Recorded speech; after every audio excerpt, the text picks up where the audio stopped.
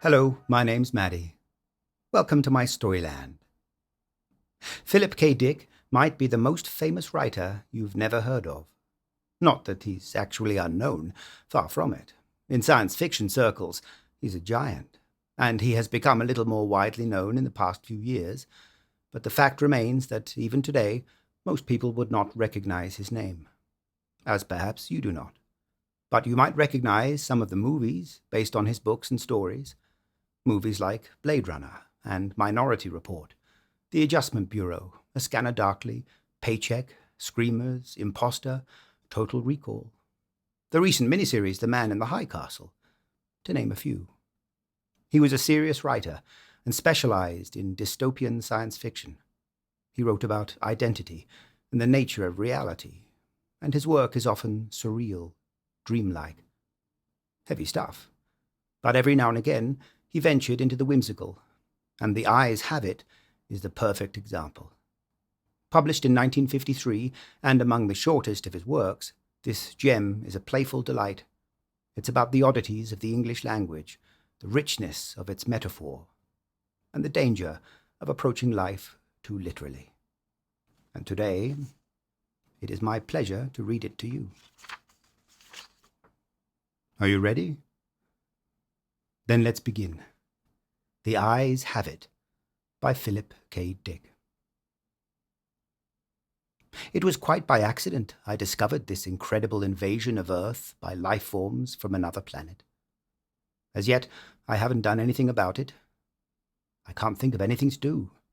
I wrote to the government, and they sent back a pamphlet on the repair and maintenance of frame houses. Anyhow, the whole thing is known. I'm not the first to discover it. Maybe it's even under control.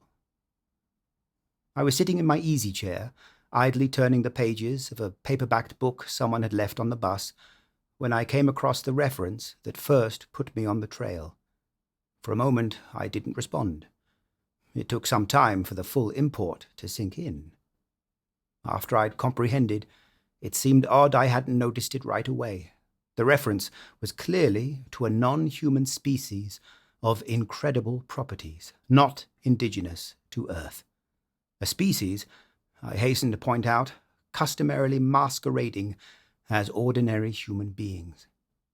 Their disguise, however, became transparent in the face of the following observations by the author.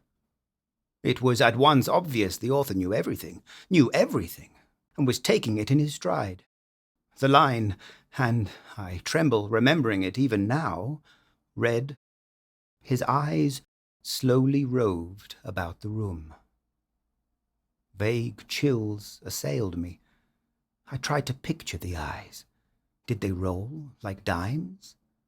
The passage indicated not. They seemed to move through the air, not over the surface. Rather rapidly, apparently. No one in the story was surprised. That's what tipped me off. No sign of amazement at such an outrageous thing. Later the matter was amplified. His eyes moved from person to person. There it was, in a nutshell. The eyes had clearly come apart from the rest of him and were on their own. My heart pounded and my breath choked in my windpipe. I had stumbled on an accidental mention of a totally unfamiliar race. Obviously non-terrestrial, yet to the characters in the book it was perfectly natural, which suggested they belonged to the same species. And the author? A slow suspicion burned in my mind. The author was taking it rather too easily in his stride. Evidently, he felt this was quite a usual thing. He made absolutely no attempt to conceal this knowledge. The story continued. Presently, his eyes fastened on Julia. Julia, being a lady, had at least the breeding to feel indignant. She is described as blushing and knitting her brows angrily. At this, I sighed with relief. They weren't all non-terrestrials. The narrative continues. Slowly, calmly, his eyes examined every inch of her. Great Scott! But here the girl turned and stomped off, and the matter ended. I lay back in my chair, gasping with horror. My wife and family regarded me in wonder. "What's wrong, dear?" my wife asked. I couldn't tell her. Knowledge like this was too much for the ordinary run-of-the-mill person. I had to keep it to myself. Nothing? I gasped. I leaped up, snatched the book, and hurried out of the room. In the garage, I continued reading. There was more. Trembling, I read the next revealing passage. He put his arm around Julia. Presently, she asked him if he would remove his arm. He immediately did so with a smile. It is not said what was done with the arm after the fellow had removed it. Maybe it was left standing upright in the corner. Maybe it was thrown away. I don't care. In any case, the full meaning was there, staring me right in the face. Here was a race of creatures capable of removing portions of their anatomy at will. Eyes, arms, maybe more, without batting an eyelash. My knowledge of biology came in handy at this point. Obviously, they were simple beings, unicellular, some sort of primitive, single-celled things, being no more developed than starfish. Starfish can do the same thing, you know. I read on, and came to this incredible revelation, tossed off coolly by the author without the faintest tremor. Outside the movie theater, we split up. Part of us went inside, part over to the cafe for dinner. Binary fission, obviously, splitting in half and forming two entities. Probably each lower half went to the cafe, it being farther, and the upper halves to the movies. I read on, hands shaking. I had really stumbled onto something here. My mind reeled as I made out this passage. I'm afraid there's no doubt about it. Poor Bibney has lost his head. Again. Which was followed by, and Bob says he has utterly no guts. Yet Bibney got around as well as the next person. The next person, however, was just as strange. He was soon described as totally lacking in brains. There was no doubt of the thing in the next passage. Julia, whom I had thought to be the one normal person, reveals herself as also being an alien life form similar to the rest. Quite deliberately, Julia had given her heart to the young man. He didn't relate what the final disposition of the organ was, but I didn't really care.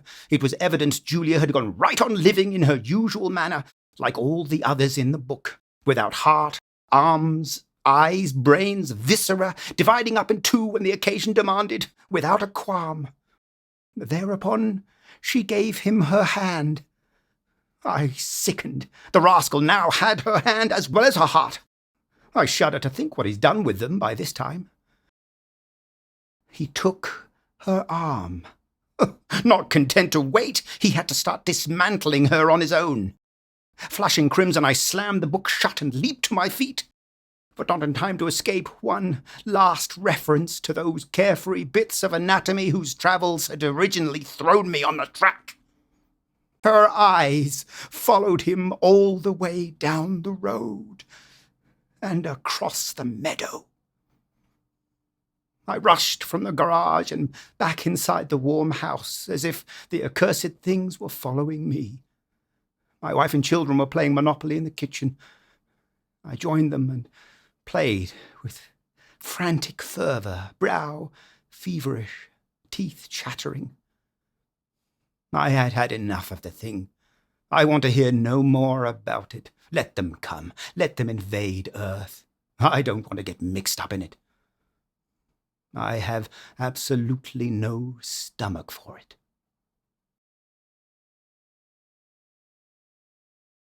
And with that, I bid you farewell. I hope you enjoyed the story.